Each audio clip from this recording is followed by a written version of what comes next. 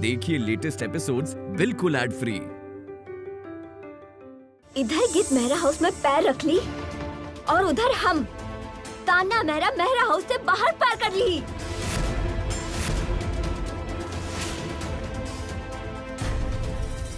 आप कभी नहीं पापा जी। और जिनकरा में अच्छाई हो खेला ना, उनकरा के सारा दुनिया ही अच्छा दिखेला। और हम कौन और लेकी से अलग है। अब का हो गई तोहरा के? कुछ बोलत नहीं खू, जवाब न दे लो हमार बात के। आंचल की चुन्नी चढ़ाए भी याद बा तोहरा के कि भूल गई लुहा? हमकी याद बा दादी माँ, सब याद बा। फिर तो तोरा के इहो याद होई कि तू एजा के एगो बड़ा बिजनेसमैन जेके मेहरा के हमरा सामने झुके के मजबूर कर देले रहलू। एगो तोहरा वजह से ही इतना साल के बाद हमार पैर के छुए के तैयार भइल रहे। ना तो जयके मेहरा के सर हमरा सामने झुक जाए, ये तो कभू ना भइल रहे। और जब तू इतना कुछ कैलू हा हमरा खातिर, तो का एगो छोटा सा काम और ना कर सकेलू? पर दादी माँ, एक मिनट गीत, पहला हमार बात कर ले वेदा। हमार घर तो तू देखलू है ना, इतना बड़ घर बा, किला जैसन दीवार बा, बड़ा बड़ा कमरा, और माता लक्ष्मी के बहुत कृपा बा हमार घर पे। कबहू भी पैसन के कमी ना भइल ई घर में। ई घर के रंग ढंग देख के ई तो तोहरा के पता चलिए गईल होई, लेकिन फिर भी ई घर में एक चीज के कमी बा कि ई घर के औरतन के दिल में कौनो के सामना करे के हिम्मत नहीं खे। पर दादी माँ, आप भी तो वो घर पे ही रहते ही ना, और आप तो हिम्मत वाला हैं। हमार हिम्मत के तो अब जंग लग गई बा बेटी। हमार अकेले की ना, ई घर के औरत के पैरन में ऐसन बेड़ी पड़ल बा कि उनकरा के आगे पैरे नहीं खे आगे बढ़ता। अब ता तोहरा से आस बा, तू आईबू ना तबई ई जंजीर टूटी, तबई सब लोग आगे पैर बढ़ा सकिए। हमरा के मना मत करा बेटी, आजा, हमार पोता बहू बन के आजा ई घर में बेटी। दादी माँ, इतना बड़ घर बाप, वो परिवार के तो इलाके में बहुते नाम बा। हमार का मेल बा उ परिवार के साथे। हम तो एगो आम जैसन ढोली के लेके हैं। हम कैसे उ घर की बहू बन सकत हैं दादी माँ? ये नहीं हो सकेला, नहीं हो सकेला दादी माँ। बड़ा कहे से केहू बड़ा ना हो जाला गीत बेटी। ई घर में सबके दिल से तो बड़ा दिल तोहार बा। उ हिसाब से ता तूहे सबसे बड़ भइलू ना। दादी माँ, हम आपके हिसाब से बड़की हो सकत हैं, लेकिन हम तो हिसाब किताब लगावे खातिर योग्य ही नहीं हैं। काहे कि किताब पढ़े के मौका तो नहीं मिलल ना। पापा जी ढोली रहे और मौका मिलल हाथ में ढोल और लकड़ी उठावे के और ढोल बजावे के, और ढोल तो हम बजा ही लेते ना दादी माँ। उ बात के भूल जा। अब तोहार जगह अब ई घर में बा, आके अपन घर के संभाल ला बेटी। कौन घर दादी माँ? वो बड़का घर जिनकर आप बात कर रहा है अभी, वह घर, ऊंचा किला वाला घर जिनकर कमरा बहुत बड़ बड़ बा, जोन घर के ऊपर माँ लक्ष्मी की कृपा बा। एगो ढोली के लेकी वो घर कैसे संभाल सकेली दादी माँ? वो हमार घर कैसे हो सकेला दादी माँ, कैसे हो सकेला? आप कब आई नहीं प्रशांत? मतलब अचानक ही आ गई नहीं? और आई नहीं भी इतना रात के? काहे आई नहीं आप रात के टाइम में? बस करी मम्मी जी, पापा जी आ गए है ना, यह काफी बा। पापा जी कैसे नहीं पापा आप? अब देख ला बेटी, हम तो एकदम जवान बानी। पर आप पहले काहे नहीं किया? नहीं, आंचल दीदी के शादी में भी हमने आपकी वेट करत रहनी, उसमें भी नहीं किया नहीं आप। पता बा मम्मी जी आपके खातिर करवा चौथ के व्रत भी रख ले रही, वो भी उनकरा के अकेले ही तोड़े के पड़ल। आप भी उसमें भी नहीं किया नहीं। बस करनी आता ही सारा कुछ पूछे लगलो अपने पापा से। जरा बैठ तो ले वेदा, उनका क्या आराम से। हमके तभी ही पूछे के बा पापा से सब कुछ। हम कहनी ना, छोड़ दा पापा के, बाद में पूछ लिया जे भी पूछे के बा। ठीक बा, नहीं पूछत है। आ गई हमने की याद का लेवे आइल बानी। हाँ, पहले भी तो हमने के बिना रहती रहनी, तो आगे भी रह जाती आप। क्या बुलाइले आपके यहाँ? केहू बुला भी ले, फिर भी ये घर में आवे खातिर हमारा दिल नहीं करता। जब भी घर आई हमेशा झगड़ा करके बैठ जाता नहीं। ओहो, आप दोनों फिर से शुरू हो गए नहीं पापा जी? का भइल कमो, तू इतनी रात के काहे चिकलुआ? ओहो, ई त जीजा जी आयल है ना। कमो तू प्रशांत के देख के काहे चीखता रू? बड़की भाभी तो चीख भी सुन ले बानी। गोर लागता नहीं। रहे दा प्रशांत, हमार पैर के छुए के जरूरत नहीं खे। और वैसे आपके का जरूरत रहे इतना रात में कमरा में आके कमो दीदी के डरावे के? और ऊपर से कमो दीदी भी उनकरा के अपन घर वाला के पहचाने के भइल। चीख तो ऐसा मार ले रही जैसे घर में केहू डाका मारे खातिर आइल बा। वैसे भी कितना दिन के बाद जे मिलल है, शायद कमो दीदी के पहचान नहीं हुई अपन घर वाला के। चुप करा रूबी, तू इतना रात के काहे शुरू हो गईलू? प्रशांत, अगर तू आई गई नहीं है ना तो मुंह हाथ धो के कपड़ा बदल ला। और कमो एकरा खाए के दे दा। हाँ जी, हम इनका खातिर खाना ही लाई जात रहनी। वैसे आप अगर आई ही बानी तो मल्हार के एगो खुशखबरी भी सुन ला। खुशखबरी? कैसन खुशखबरी? वो हमके मौका न मिलल बतावे के।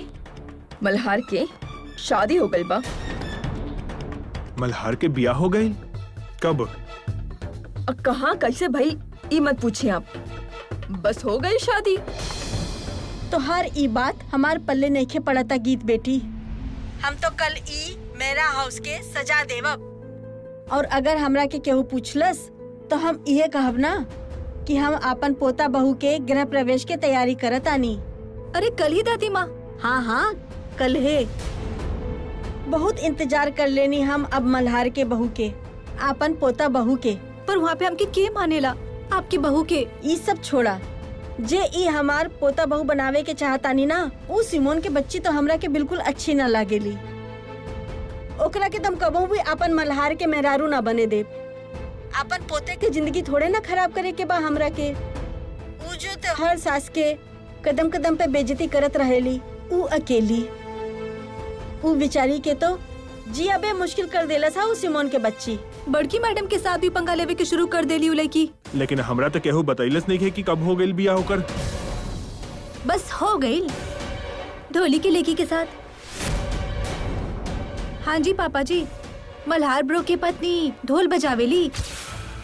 सुरजीत ढोली ओकर लेकी बाड़ी हो। सुरजीत ढोली? ओकरा हम जानता नहीं, ओकरा हम कहीं देखले बानी। बहुत साल पहले मेरा परिवार के घर में ढोल बजावत रहे। हाँ, मेहरा हाउस के सारा फंक्शन में उहे तो रौनक लावत रहे ढोल बजा के। और ई बार ता ओकर लेकी भी ना बहुत रौनक लगेली। सुरजीत ढोली की लेकी गीत ढोली बहुत अच्छा ढोल बजावेली हो। फिर तो पक्का अच्छा लागत हुई है मल्हार के ऊ ढोल बजावत। ऐसन लड़की से शादी नहीं करे के चाहिए, बड़ा घर के लड़का के। ये तो बस 4 दिन के मौज लेवे खातिर होई उनका के। प्रशांत, ई का तरीका बा बात करे के? वो घर के औरतन के सामने तोरा के दिखाई नहीं खे देत? तो हर लड़की भी पास खड़ा बा। हम कौन सा झूठ बोला तनी भाभी जी? तू जे कहा तारा ना सब सुननी। हाँ, हमनी बच्चा ना बा। एक टाइम के बाद सब कुछ बदल जाला, पर तू ना बदलल और ना ही तोहर बात। तोहर काम करे के तरीका तो पहले ही सबके पता बा। इतना बड़ा बिजनेस बा तोहर पापा के, तो तोरा के ओकरा के बढ़ाए के रहे, वो ना संभालल गई तोहरा से। और जब ठन गोपाल हो गई तो ऐजा आके बैठ गईला, मुफ्त के ऐजा रोटी तोड़े। ई समय तोरा के ई बात चाहे अच्छी लगे या ना लगे, पर भगवान जे करेला उ ठीके करेला गीत बेटी। ई तो भगवान के मर्जी रहे कि मल्हार के तोरा साथ पहला नजर में ही प्यार हो गई और उस सिमोन के साथ शादी करे से बच गई हमार पोता। अब तू बस ऐजा आके ओकरा के ई घर से बाहर निकाल दा बेटी। आजा बेटी, आजा। पर हम घर में बहू बन के कैसे आ जाई दादी माँ जी? आप हमारी बात तो सुनी। हमरा के तोहार कोनो बात ना सुने के। जे भी बात करे के बाना उ ऐजा आके ही करिहा। अगर ऊपर वाला तोरा मेरा हाउस के दरवाजे पे गृह प्रवेश खातिर खड़ा कर देला, फिर तो तोरा के आवे के ही पड़ी ई घर में। हम नहीं आ सकत हैं दादी माँ, हमार सिर पे बहुत जिम्मेदारी और भार बा। हमके भी बहुत कुछ करे के बा। हम तभी छोट भाई बहन के। अब तो भगवान तोहरा सर पे ई घर के जिम्मेदारी के बोझ डाल ही देला। हा बेटी, अब तो तोहरा के आए के ही पड़ी। आजा बेटी, आजा। दादी माँ आप काहे नहीं समझ रहे हैं? अब हमरा के कुछ न सुने के।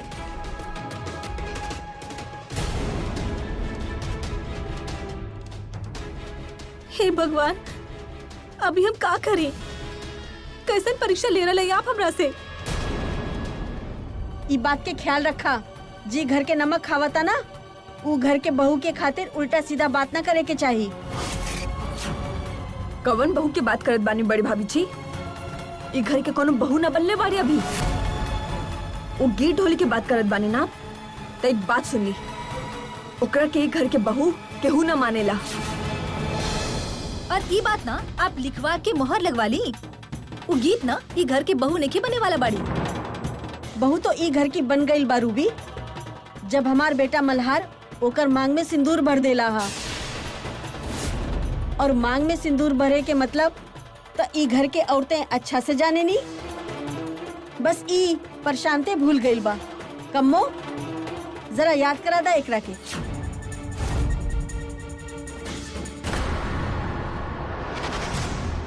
वाह कम्मो दीदी, आप बड़की भाभी जी के ना कुछ भी पता नहीं के चलेला आजकल। और का, जब मल्हार होकर मांग में सिंदूर भर ले, उस समय तो अच्छा ना लागत रही भाभी के। और अब तक बहुत प्यार आ रहा है बा ओकरा पे। ये बात हमके समझ नहीं आ रहा बा। वो तो कहत रही मुंह मत दिखाइए मेहरा हाउस में, और इतना जल्दी मन बदल गए इनकर गीत के बिना। हमके पता बा बात का बा बीच में, पता लग गई हमके बड़की मामी जी के। कब पता लग गई मामी के भांजी? उस सीरियल में नहीं क्यों खेला सास और बहू की लड़ाई? कवन सास के साथ? जब बता ही रहल बाड़ू तो सीधा से बता देना, का घुमा रहल बाड़ू बात के? सीधा ता बात पा। आप नेखे देख ले रानी कि कैसे सिमोन सब लोगन के सामने बड़की मामी से उस सुहाग के थाल ले रही और कहत रही ई वारी माता रानी के चरण में उस सुहाग के थाल उहे समर्पित करी। उसमें बड़की मामी जी के मुंह देखे वाला रहे। उस समय हम समझ गए रानी, बड़की मामी जी इतना जल्दी अपन हक नहीं छोड़ी। फिर भी मेरा हाउस में तो सारा कुछ उनकर नाम पे ही बा ना। मेरा हाउस तो चलेला ही उनकरा नाम पे बा। अच्छा जी, तो जसलीन भाभी अपन पैर के कांटा निकाले खातिर दूसरे के कांटे के नोक के सहारा लेवताड़ी। प्यार वार कुछ ना बा उनका के गीत के साथ। हाँ, यही स्कीम हुई भाभी जी। क्यों गीत ढोली ये घर पे आई और सिमोन के धक्का मार के मेरा हाउस से बाहर निकाल दी। हमरा तो ये लागत रहे कि जेके भैया के खूब नाम चलत होई शहर में, लेकिन हमरा तो आज पता लागल कि कितना बड़ ड्रामेबाज बनी तहार बड़की भाभी। इतना तगड़ा स्कीम लगा के बैठल बनी ना तहार भाभी, तू तो सोच भी ना सकेलू। देखे से तो बिल्कुल भी नहीं लगा था कि इतनी तेज हो गई बनी। चली छोड़ी रूबी भाभी, ये बताई डायमंड भैया कहाँ बनी? गाँव भेज दिया है बड़का साबुन करा के मल्हार के लेवे खातिर, और ई गाँव जाके खुद ही बैठ गए हैं। और ऊ मल्हार तो पागल हो गए बा वो गीत के पीछे। जे हो गई ना से हो गई। आपके का जरूरत बा समझे के? आपके का करे के बा सब कुछ जान के? आप बस इतना जानी, कोनो अरे ग्यारह ढोली की लड़की ना ये घर के बहू ना बन सकेली। फिर हमने के गिन्नी के का होई ये अंदाजा आप खुद लगा ली। समझ गई ना हम का कहत बानी? और वैसे भी गिन्नी के भी तो कोनो अच्छा घर में भेजे के बा। अगर वो एगो ढोली के लड़की के ननद बन गई तो कवन अच्छा घर के लड़का ओकरा से शादी करी? तारा के फिकर करे के कोनो जरूरत नहीं खे। प्रशांत अब आ गई बा, कोनो ढोली के लड़की घर में पैर नहीं खे रख सकत। हमरा रहते कोनो फिकर करे के जरूरत नहीं खे।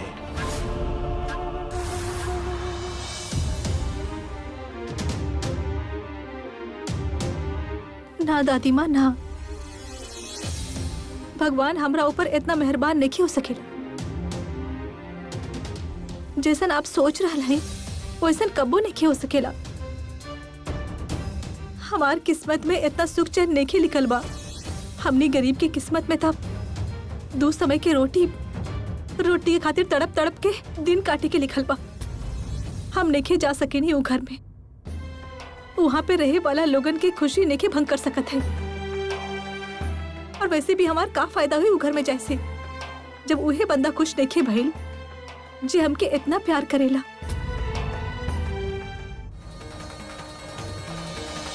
कि अगर गीत मेहरा हाउस में एक बार पांव रख देली तो उकरे बाद उकर लाश ही घर से निकली।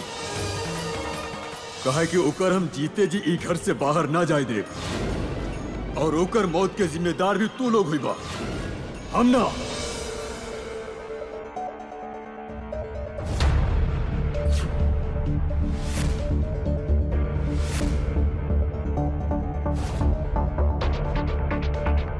ई मल्हार कहाँ घूम रहल बानी? चला कौनो बात नहीं खे, जहाँ मर्जी वहाँ घूमत हुई है, हमरा का लेबे के बा?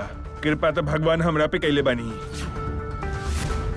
गांव के लड़की के साथ मस्ती करत फिरता, कोई बात ना, हम बना बतानिया तार मुंड।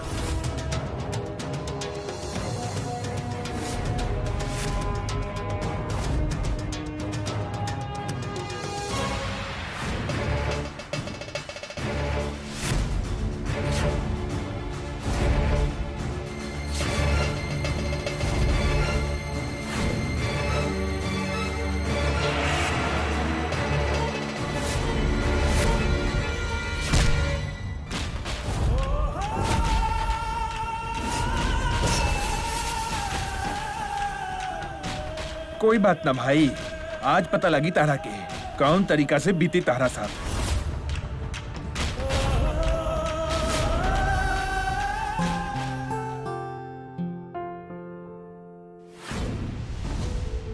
लेके आवा बेटी, पकड़ावा हमरा के पूजा के थाली। दादी माँ, आप यहाँ? नानी माँ, आप पूजा की थाली काहे मांग रहे हैं? इस समय पूजा के थाली के आपके का करे के बा? हम कहनी ना बेटी, पूजा की थाली दे दा हमरा के बस।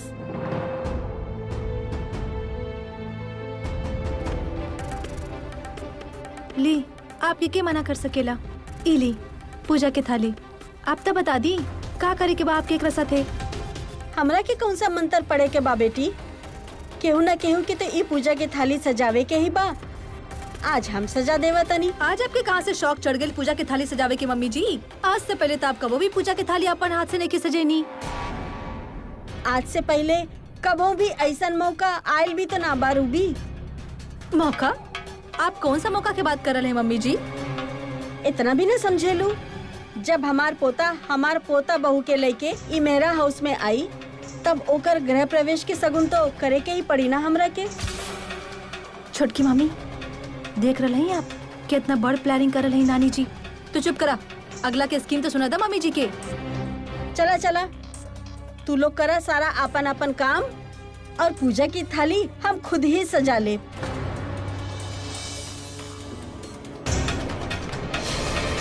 दादी माँ, आप कहाँ जात बानी? अरे पूजा के थाली, ये पूजा के थाली लेके कहाँ जात बानी?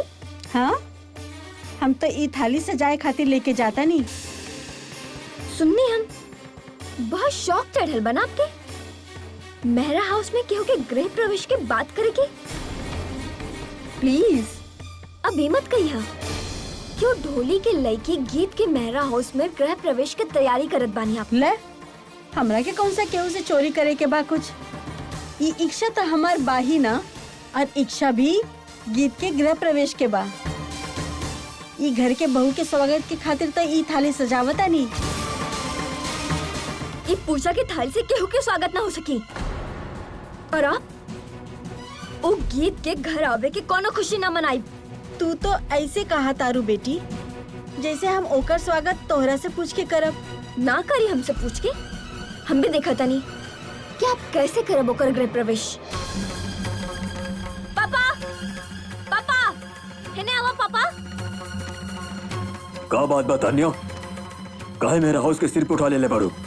हम तो बस मेहरा हाउस के सर पे चढ़ेले बानी ना, पर दादी जो करे के जात बाड़ी ना, ओकरा वजह से तो पूरा जलंधर शहर में मेहरा हाउस के नाम खराब हो जाए। आप का कर देली? पूजा के थाली सजात रहली दादी माँ, वो भी गीत ढोली के स्वागत में।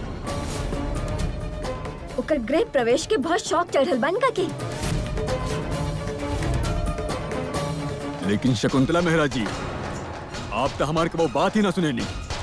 फिर हो गई शुरू, सजा ले लो पूजा के थाली। एक और चला कौनो बात ना, सजा ला थाली। और खड़ा हो जाए मेरा हाउस के ड्यूटी पे। ई घर में गृह प्रवेश हुई तो केवल सिमोन के ही हुई, गीत के ना। ई बात हम तोरा के पहले भी कह चुकल हैं और आज फिर हम कह रहा हैं। हाँ जी मम्मी जी, आपके सब कुछ पता था बा। काहे हर बार बात के बतंगड़ बनावता नहीं, आप फालतू में सब केहू के साथ पंगा लेवत रहे नहीं हमेशा। अब मेरा हाउस आपके हिसाब से तनखे चली ना। रूबी, तू तो ऐसन बात ना ही करा। मेरा हाउस के खातिर का अच्छा बा और का खराब, ई बात के कुछ पता भी बात और के। शायद तू आपन बारी भूल गईल बाड़ू। जब तू मेरा हाउस में आयल रहलू तब हम ही आपन हाथ से तोहार गृह प्रवेश कैले रहनी। जब हमार पोता आपन पसंद की लड़की के साथ शादी कैलस हा, तो अब आपन पोता बहू के गृह प्रवेश की शगुन भी ना करी हम। पापा जी देख लेनी ना, दादी माँ ना मान ली। इतना पूरा तैयारी करके बैठल बाड़ी कि कब गीत मेहरा हाउस में आई और ये उनका स्वागत करी। पर हम भी बोल देता नहीं कि अगर गीत मेहरा हाउस में आई ना तो हम उससे टाइम हमेशा खातिर मेहरा हाउस के छोड़ के चल जाए।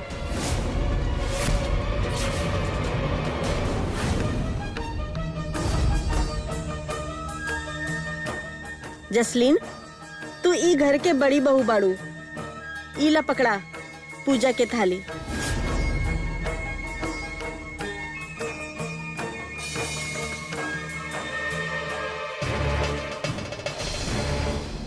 अच्छा, तो आप गीत के गृह प्रवेश के पूजा की थाली सजा के बैठनी है। इधर गीत मेहरा हाउस में पैर रख ली और उधर हम ताना मेहरा हाउस से बाहर पैर कर ली।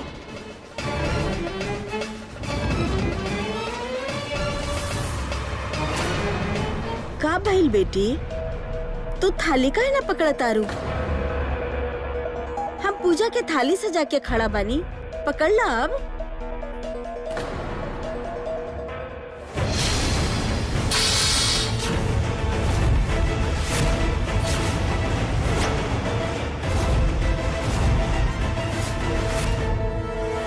आप भी ना आपन जिद पे अड़ा बानी, बहुत जिद्दी बानी।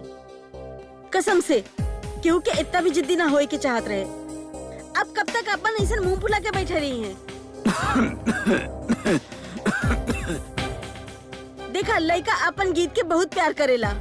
ओकरा के वापस मत भेजा कोनो भी हाल में। हमार आपके आगे हाथ जोड़ के विनती बा, ना भेजा ओकरा के वापस। तोहरा का लागेला कि हम सच में ओकरा के वहाँ भेजे के चाहे नहीं? दुनिया के ऐसे कौन पिता होए जो न अपन बिटिया के खुश न देखे के चाहेला। और अपन बिटिया के खुशी वो लड़का के अंदर बाना। का हमार दिमाग खराब बा कि हम अपन बिटिया की खुशी ओकरा से दूर कर दी? हमार कहे के ई मतलब ना रहे, हम तो बस अरे वो लड़का ना राजा बा, राजा। और हम ओकर बाप के नमक खैले हैं। ये खातिर हम ना चाहे नहीं कि ऊपे केहू भी तरह के बदनामी के दाग लगे। जब से हम सुन ले हैं कि वो का कहले बा, हमार दिल बहुत घबरा रहा बा। हमरा के समझ में नहीं के आवत कि हम कहा करी। वो हमार गीत के मार के लाश के रूप में वापस कर दी है ना। हम अपन बिटिया गीत के वो घर में वापस कबो ना भेजब, कबो भी ना, कोनो भी कीमत पे ना। गीत हमार दिल के टुकड़ा बिया, हमार राजकुमारी बिया। परवर कुछ ना। हम ई बात पे कोनो बहस ना करे के चाहे नहीं। हम गरीब जरूर हैं, एकर मतलब ई नहीं कि हमार बिटिया राजकुमारी नहीं के। सिर्फ अमीर घर के लड़की ही राजकुमारी होके लिखा। हम गरीब लोगन के बच्चा हमरा खातिर कोनो माने ना रखे ले। ना ना सुधा, हम अपन बिटिया के कबो भी घर में ना भेजब। उनका से कह दा कि एकरा के भूल जाए। पापा जी आप तो मत ऐसा करी। तू चुप करा, तू अभी बच्ची बाड़ू, तोरा के नहीं के मालूम। पापा जी ना तो हम ना समझ बानी, ना हम कोनो छोटा बच्चा बानी। आपके पता बा भूषण सेठ जैसन गंदा लोग हमार जैसन गरीब लोगन के कहाँ अच्छा से रहे देवेले। पापा जी, जीजा जी अपन की दीदी के बहुत अच्छा से ध्यान रखें। आपके भगवान के वास्ता आप प्लीज जीजा जी के वापस मत भेजी। हम आपके आगे हाथ जोड़ता नहीं। जीजा जी बहुत अच्छा बानी, वो गीत दीदी के बहुत खुश रखे। आप एक बार बात पे यकीन करके तो देखी। अपन गीत दीदी बहुत खुश रही उनके साथे। ना, कबो भी ना। वो ये दोनों के मार दिए। तोरा नहीं के मालूम, वो घर के पीछे एक बहुत बड़ तहखाना बा और वहाँ पर बहुत सारा लाश पड़ल है। हम ये सब कुछ अपने आप ही ना कह रहा है, ये सारा कुछ हम अपन पिताजी के मुंह से सुन ले हैं। बहुत पहले उनकर घर नाच गाना होत रहे और उनकर साथ वालन के साथ उनकर बातचीत होत रहे ना। हम अपन गीत के वो घर में ना भेजब। हम अपन ये उम्र में अपन गीत के लाश न देखे के चाहे। चाचा, सुरजीत चाचा, जे लड़का गीत के मांग भरले रहनी वो वहाँ पर बेहोश पड़ल बानी। शकुंतला मेहरा, हम तोरा से पहले भी कह चुकल हैं, ये घर में हमारे रहते गीत के कोनो नाम भी न ले सकी। और आप गीत के गृह प्रवेश होके के सपना देखे के हिम्मत कर रहल बारू, पर शायद आपके हमार सीधी सी बात दिमाग में ना आ रहल बा। ये खातिर आप बार बार हद पार करे के कोशिश कर रहल बारू। भाई साहब बिल्कुल सही करल है मम्मी जी। आप तो मेरा हाउस में विभीषण बन के बैठल हैं, घर में रह के भी घर के दुश्मन बन गए हैं। हाँ जी नानी माँ, जब सब लोग आपके कह रहे हैं, आप बात काहे नहीं मान लेते हैं? जसलीन, ये लोग तो बलबे करी हैं। आज हमरा के विभीषण बना देला। कार का पता ई लोगन के हमार सर पे रावण के 10 सिर भी दिखे लागे हमार छोटी बहू के। पर तू बतावा, तोहरा के का भइल बा? काहे नहीं के बोला तारू तू? का भइल बा तोहरा के? तोहरा सामने पूजा के थाली उठा के फेंक दिलस जेके, जिकरा के हम गीत के गृह प्रवेश के खातिर सजैले रानी, पर तू फिर भी कुछ न बोलू। का भइल बा तोहरा के? कुछ ता बोला। मॉम के कुछ ना कहे के बाद दादी माँ, मॉम के दिल में का बा हम आपके बता देता नहीं। गीत कभी घर में ना आई, काहे कि मॉम भी ओकरा के पसंद ना करत है और मॉम भी यही चाहत है कि वो मेहरा हाउस की बहू ना बने। ई का कहा तारू जसलीन? अचानक तोहरा का हो गई? गीत इतना बुरी तोहरा के कब से लागल लग गई? इधर गीत मेहरा हाउस में पैर रख ली और उधर हम ताना मेहरा हाउस से बाहर पैर कर ली। का भइल जसलीन? कुछ ता बोला। हमार बात ता सुना। रह दी नानी माँ, ये बात आपके समझ काहे नहीं आ रहल बा? ये घर में केहू आपके साथ लेके देवे के चाहेला। मम्मी जी, आप एक तरफ हैं और सारा घर एक तरफ बा। काहे सब लोगन के साथ पंगा लेते हैं आप? अगर अभी भी केहू के ई बात के धोखा बना तो फिर हम आप लोगन के बता देते हैं, ई घर में गीत के कोनो भी गृह प्रवेश नहीं के हुई। समझ गेलू ना शकुंतला मेहरा जी? तू भी ऐजा बा जेके और हमो ऐजा बानी। चाहे पूरा दुनिया हमरा सामने आके खड़ा हो जाए, पर गीत के गृह प्रवेश तो हम जरूर ही करब। मल्हार जी, साहब जी, आप कहाँ हैं मल्हार जी? साहब जी, मल्हार साहब जी, जिज्जा जी, साहब जी, साहब जी, कहाँ भइल साहब जी? साहब जी, साहब जी उठी, साहब जी उठी, साहब जी, अरे उठी।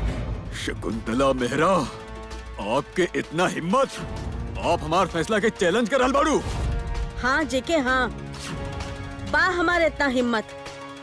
और तोरा के पता बा हमरा की हिम्मत कहाँ से मिलल बा? गीत देला सा हमरा के ई हिम्मत। इतना साल तक हम सर झुका के मेहरा हाउस में मुंह छुपा के बैठल रहनी, पर गीत मेहरा हाउस में आइल और आंचल की चुन्नी चढ़ावे खातिर हमरा के लेके गई। और इतना साल के बाद तोरा के हमरा सामने सिर झुकावे के पड़ल, तो फिर आंचल के चुन्नी चढ़ावे पे ही हमरा के इतना हिम्मत मिलल। समझला जेके? शकुंतला मेहरा, अच्छा भइल तू हमार नाम लेके हमरा के दोबारा बुलौलस। कबो कबो हमो भूल जाता नहीं, कि हम तोहार माँ और तू हमार बेटा। बिटुआ ना, सौतेल बिटुआ। ई माई बिटुआ के रिश्ता अपन पास संभाल के रखा।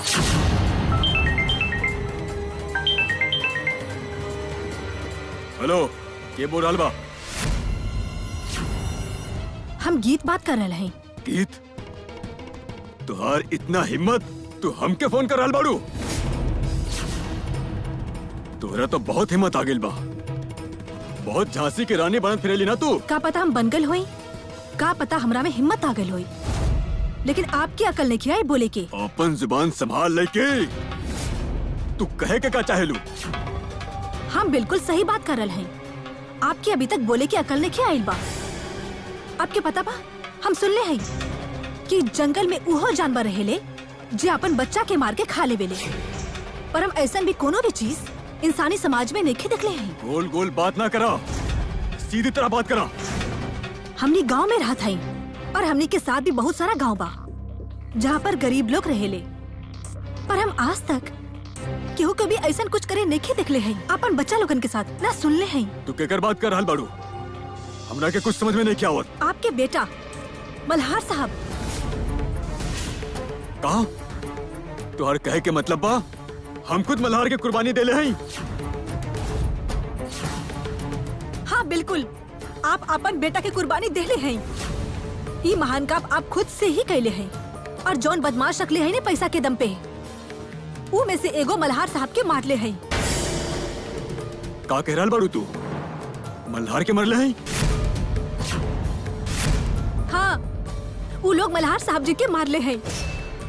लागत बा आपके हमार बात नहीं सुनल, पर आपके कोनो हक ना बा हमार घर वाला के मारे के। समझ गई नी? ये सब तू का कह रहल बाड़ू? हम गांव के लेकी हैं और हमनी के यहाँ पर घर वाला के भगवान के दर्जा दिवल जाला, उनकर पूजा भी करल जाला। पर सब लोग आपके जैसा नहीं क्यों खेले राक्षस। गीत, अपन जुबान के लगाम दो। वो आपके का कहत बाड़ी पापा? राक्षस कह रहल बाड़ी हमरा के। आप फोन हमके दी।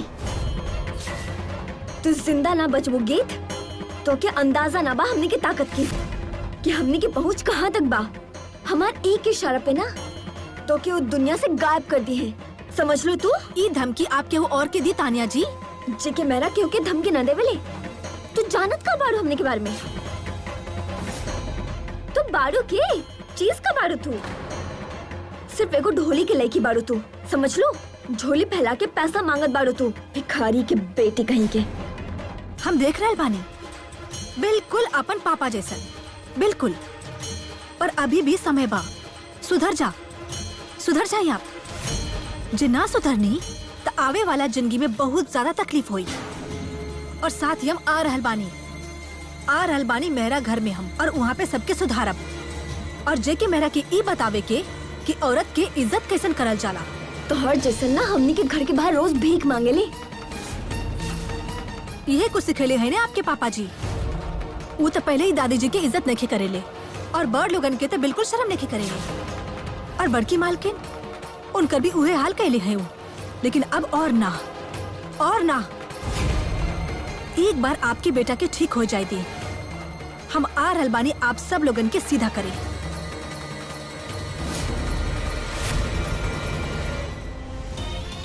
बतावा का कहलियू?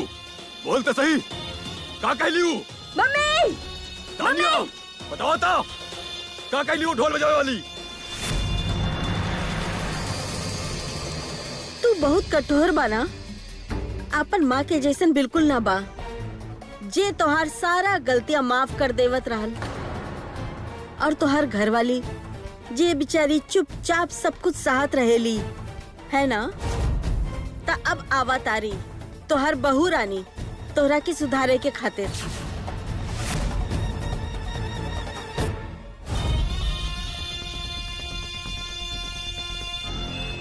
बात सुना हमार, ये हम तोरा से आखिरी बार कहा था। ओकरा बाद हमरा के कुछो न सुने के हा। ओ गीत के समझा दा, सुरजीत के समझा दा, इनकरा के पैसा दा, बहुत सारा पैसा दा इनकरा के। इतना सारा पैसा दा ये लोगन के कि इनका साथ पुश्ते भी ना दिखले होई। और अगर वो फिर भी ना समझे ले तो मार दो लोगन के।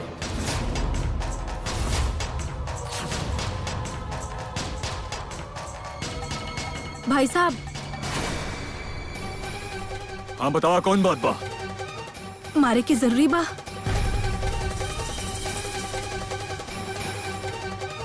जैसन रोग वैसने तोड़, समझ गए लू?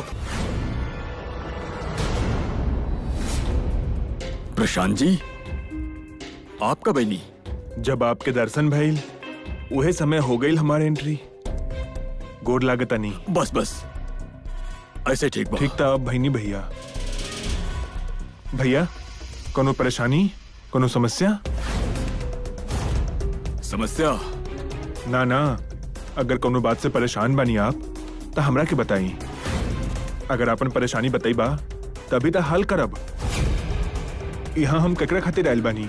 प्रशांत, अगर सचमुच हमार परेशानी के सबब जाने के चाहेला, हमार समस्या के हल करे के चाहेला, तो आपके हमरा साथे कहीं चले के पड़ी। आप हुक्म करी भैया, कहाँ जाए के बा? गीत ढोली के गांव। अब गीत ढोली के गांव में जाए के बात करता नहीं, जहाँ वो सुरजीत ढोली रहा था। प्रशांत, आपके सब कुछ मालूम बा? हाँ भैया, और अपन घर में काका होता ओकर खबर तो रखे के चाहिए ना आदमी के। हमरा भी आवे के साथ कम्मो सब कुछ बता देले बानी। अच्छा, फिर तो अच्छा बा। अब तक तो आपके यहाँ की सारा कहानी मालूम हो गई बा, लेकिन अभी कहानी खत्म करे खातिर हमके वो गांव में जाए के ही पड़ी। चली भैया चली, आपके कहल हम मना नहीं कर सकत। अब तो ही मेहरा परिवार के इज्जत के सवाल बा। गीत जैसे मेहरा परिवार में आग के चिंगारी लगेले बनी, ऊ से तो मेहरा परिवार में कुछ भी ना बिगड़ल। लेकिन आज गीत के गांव में आग के लहर उठी, लहर। सब कुछ जल के स्वाहा हो जाए।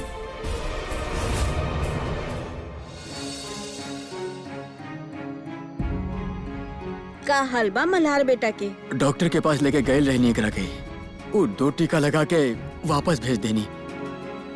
कहत रहे कि सवेरे तक ठीक हो जाए। समय से बचाव हो गए सुधा, और हम सवेरे तक इनकर वापस घर भेज दे। अगर हमने की वजह से मल्हार के कुछ हो गई ना, एगो माँ के बिटुआ ओकरा से अलग हो गई बा। ई पाप के भार हमनी से नईखे सहन होई सुधा। हम होश आवत ओकरा के वापस भेज देब। पापा जी तो कह देले दीदी, पर आपकी का लागत बा? मल्हार जीजा जी आपके कहला से चल जाइए। तोहार मल्हार जीजा जी की तो पता नहीं खे जइए कि ना जइए, पर तोहार बाबूजी अब ओकरा के ऐजा न रहे दिए। पर काहे मम्मी पापा जी मल्हार जीजो के काहे रोके? आखिर वो कहले का बा? मल्हार कुछ न कैलस, पर जे लड़का हमार लड़की के इतना प्यार करेला, ओकरा के ऐजा रहे से बार बार ओकर जान खतरा में आवे, इहो तो गलत बा। पर मम्मी अब जीजा जी सारा रात अकेले रही हैं यहाँ। बस ई फिक्र तो हमराव के बा। ना, मल्हार साहब जी अकेले नहीं रही हैं। हम रहब इनकरा के साथ। पक्का? हाँ मम्मी जी, अब जाके सोच जाए। मल्हार साहब जी के ख्याल हम रखब। अभी हमारी जिम्मेदारी है। तोहार जिम्मेदारी? वो कैसे गीत? मम्मी जी, अगर मल्हार साहब के आज ये हालत बा तो सिर्फ हमार वजह से बा, तो ठीक भी हम इनकरा के खुद ही करब। अब मल्हार साहब जी के ऊपर हम कोनो भी तकलीफ नहीं होके देब। जोन बंदा हमके इतना प्यार करेला, जो हमार पीछे पागल हो गइल बा, ओकर हालत ई बा। मम्मी जी, रात बहुत हो गइल बा, आप लोग जाके सोच जाएं। हम खुद ही ख्याल रख ले मल्हार जी के।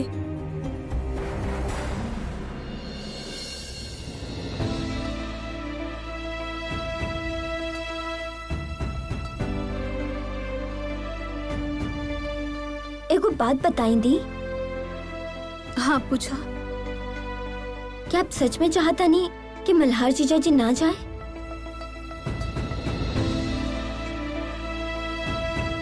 हमके नहीं पता।